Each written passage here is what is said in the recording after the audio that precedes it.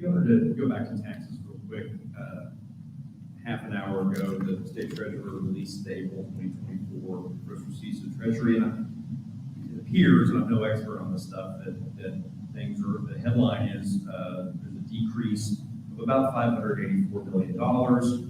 Of that, I think the largest decrease is British production tax on petroleum production, $853 million. Income tax is up.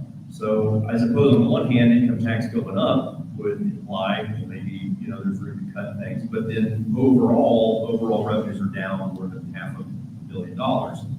Does that concern you?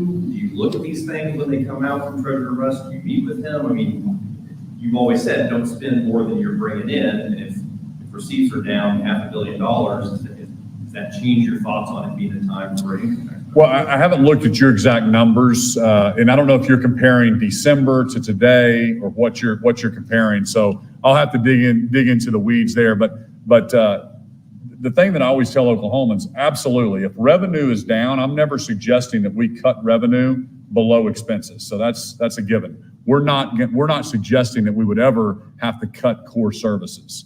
But at the same time, I don't think it's fair to spend $1.5 billion of our savings, okay, when you can't even do a $250 million quarter of a point tax cut, or we can't flatten out the brackets and give people on the lower income, give them, basically flatten that all out so nobody on the lower income even pays taxes. So I think there's a lot of ways we can do that.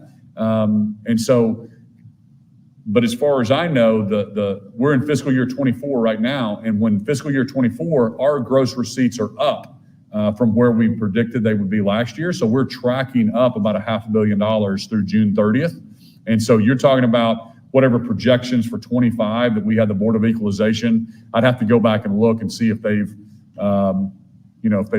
revised those numbers down. I'm not familiar with that.